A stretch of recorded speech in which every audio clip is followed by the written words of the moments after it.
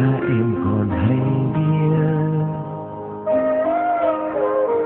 muốn gì nên cho hoa kia tươi thêm hơn hay là rơi rụng.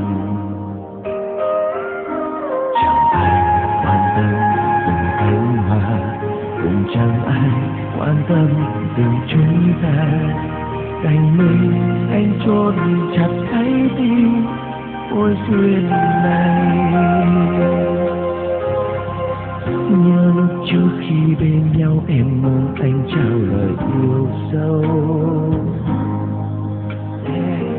nhưng lúc ấy anh vô tâm chưa dám nói em để bây giờ. Chẳng còn em bên thành đế nghe hẳn không yêu anh từ nói ra. Lòng con yêu sâu từng phút giây hôm nào.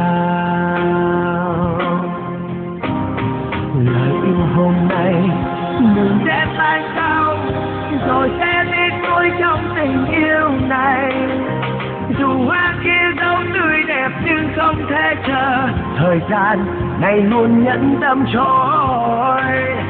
Lời yêu hôm nay đừng để mai sau, giờ đã tiếc nuối như ngày xưa. Chỉ muốn mất hết để được em quay trở về, và anh sẽ nói yêu em trọn đời.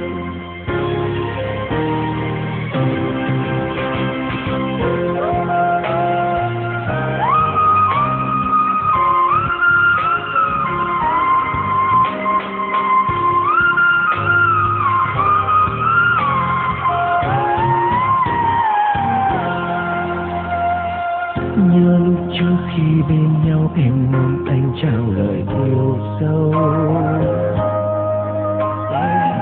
nhưng lúc ấy em vô tâm chưa dám nói em để bây giờ.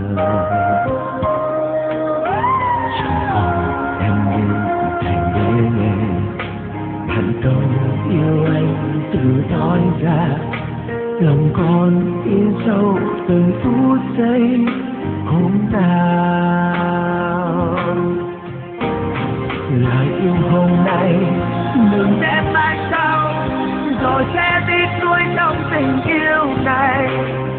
Dù hoa kia dấu tươi đẹp nhưng không thể chờ, thời gian này luôn nhẫn tâm trôi. Lời yêu hôm nay đừng để mai sau, giờ đã tiếc nuối như ngày xưa. Chỉ muốn mất hết để được em quay trở về, và anh sẽ nói yêu em trọn đời.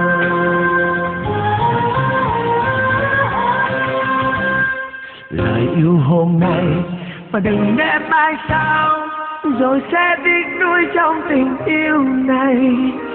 Dù hoa kia dấu tươi đẹp nhưng đâu thể chờ, vì rằng thời gian trôi qua nhanh. Lời yêu hôm nay đừng nên mai sau, giờ đã tiếc nuối như ngày xưa. Chỉ muốn mất hết để được em quay trở về, và anh sẽ nói yêu em trọn đời. Và anh sẽ nói yêu